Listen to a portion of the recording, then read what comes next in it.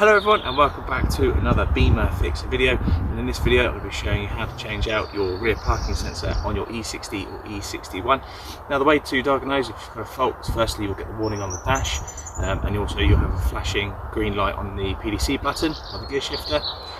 The way you can diagnose which sensor is actually at fault without actually having a diagnostics tool is just like in my other video when I changed the front parking sensor, is you can put the car in reverse, obviously with engine off, or you can just turn on the parking sensors, walk around and listen closely, and the ones that are working should be clicking.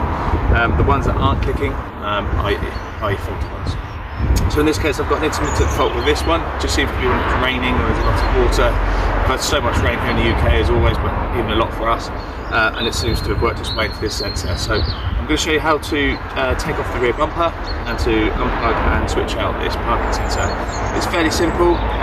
There's 4 8mm bolts in the wheel arch itself. There's a plastic connector just behind the rear wheel, and there's 2 torque screws inside in each corner. But I'll go through all that and show you in more detail now. Okay, so first of the 4 is at the bottom. You've got one just above it, one a bit further up, and then one vertical just there.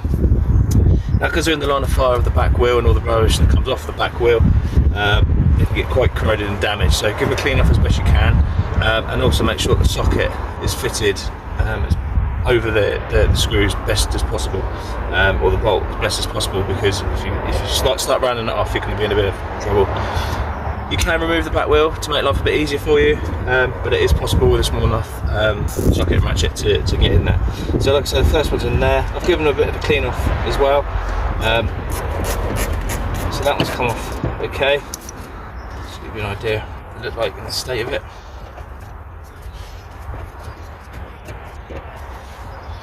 So yeah, if you can see that, it's quite badly corroded. So put it in a safe place. In hindsight, I probably might even look at potentially getting some replacements.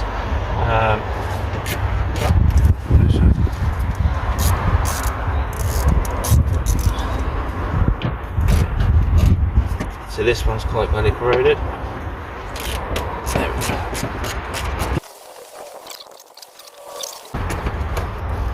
But you get the idea. So get those off, and then I will show you the plastic clip underneath. Okay, so once you've removed the 4 bolts in the wheel arch, then we have a plastic clip here, which is again at the bottom behind the rear wheel. What you need to do, I get it to focus, is just get a trim removal tool, or you can get a screwdriver in there, but a trim removal tool is slightly better, and you can just work that in there and pull it down like that. And then you can see that's disengaged now. Oh my god, I dread to think what's behind this bumper. So yeah, so then you just got to repeat the same on the other side, and then we're going to go inside the boot and get those 4 torque screws. Okay, sorry if the audio has not been great up to this point. I've just realised even though my mic was plugged in, I don't think it was sounding too great. Okay, so along with the 2 pins that are behind the tyres, there's 2 more at the bottom. So just before you go and release the corners of the bumper, you got one here and then another one just there. So just like before, just get the trim removal tool in there, wiggle it gently, pull it down. Don't go too hard on it because it'll be quite fragile and may break, like it's trying to there. I can't really get it with one hand.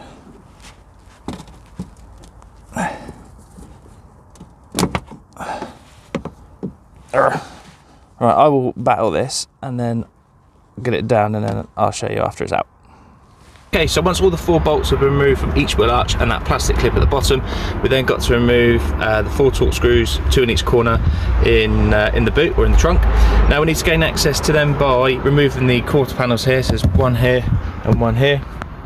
And the way you do that is you've got the 2 clips, you've got one up there and one there. That one is slightly broken, but the way to remove these is you just give these a bit of a turn, quarter turn, and you can just pull it out like that. If it is tricky, again you can use the trim removal tool. So we'll give that a turn, pull that out like that, and then if we lift the boot floor, there we go. So remove that, and then should see, there we go. So we have one Torx bolt there and another one just there, and that'd be the same on the other corner. So remove those, and then the bumper should be ready to come off. Okay, sorry, I think earlier I said this was a T20, it's actually a T30. So you've got that one there and then the one just up there. So we'll get those ripped out. Sorry if you could hear the neighbour, he's going out in his Scooby. Oh, that's a horrible noise. So yeah, get these removed, and then you're ready to take the bumper off. Okay, so once all the bolts are removed, the ones on the outside, one on the inside, then you're ready to just pry the corner of the bumper off here. There's some plastic clips along the top, just be wary of, so just be gentle. What you need to do is just give it a slight tug, and it just comes off like that. Don't go swinging off it too much because you can damage the clips inside because they can be quite fragile. Then what you need to do the same on the other side, and then just wiggle the whole bumper towards you and it should just pull straight off. Don't go tearing the bumper straight off because you can end up damaging the PDC wiring loom on the back. But what I'll do, I'll get the bumper off and then I'll show you that in a bit more detail and just show you how to disconnect it properly. Okay, so everything's removed, so just a quick recap. It was the 4 bolts in the wheel arch, then there was 4 plastic clips, one behind each wheel, so one there, one here, another one there, and then again behind that one, and then the 4 bolts in the other wheel arch. Then you've got the 2 Torx screws in each corner as well, and then you've got the holding clips that are just sat here, which just pry out. So now, fingers crossed, the bumper should be ready to pull out. I would just say, just make sure that you don't go pulling it out too far, because what can happen is you can stretch the wire on the loom for the PDC. So I'm going to get you set up, and then I'll show you how to remove the bumper completely and then deal with the wiring loom. Okay, so what we need to do now is make sure that's all disconnected there. Get a grip underneath, a slight wiggle. There we go.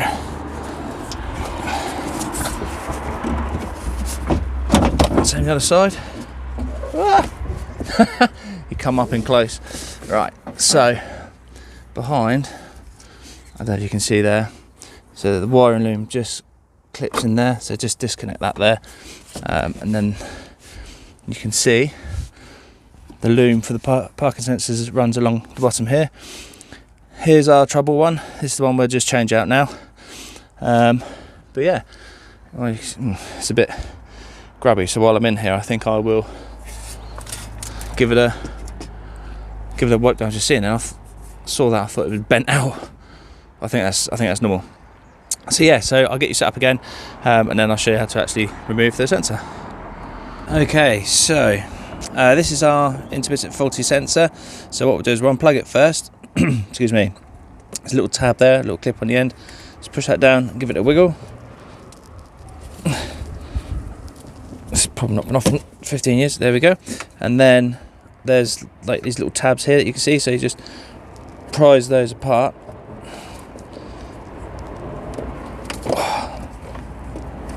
So it's worth mentioning as well, to put your bumper down on something soft like one of these mats or an old blanket, because you don't want to damage it on the floor. Oh my god.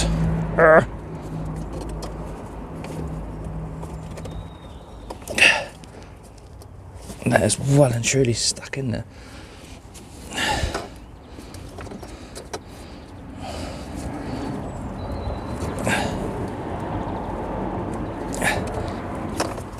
Jeez.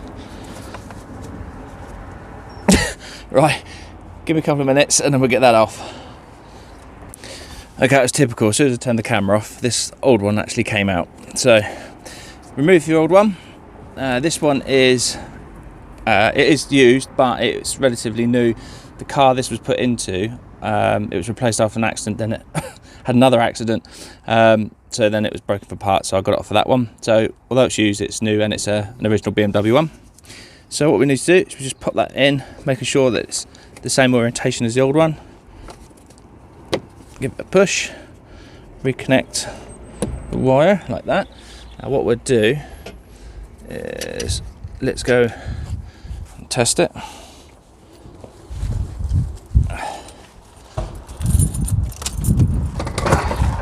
Out of the way. Let's have a look, see. Okay.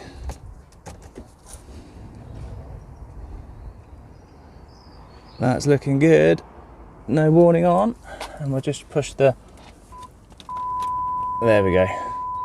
So as you can see, it's not happy because the bumper's off the car and upside down, but the sensors are working with that new sensor. So that's that all done. What I'm going to do now is get everything all put back together, and then yeah, all sorted. And there we go, all done. Everything's all back on, all the clips back on, all the screws are back on. So yeah, it was actually quite a nice simple thing to do. Apologies for the sound at the start of the video as well. That's such a schoolboy error. I tried a new adapter. The phone said it was working, but clearly wasn't. So hopefully it sounded better towards the end. Yeah, just to recap then. 4 screws in the wheel arch, 4 plastic clips underneath, and the 4 torque screws in the boot itself. So nice, fairly simple thing to do. You could definitely do it on your own. But if you enjoyed the video, please get the thumbs up. If you've got any questions, as always, and those that know, I'll get back to you as soon as I can. But yeah, hope you enjoyed the video, and look forward to seeing you again soon. Thanks very much, guys. Take care. Bye bye.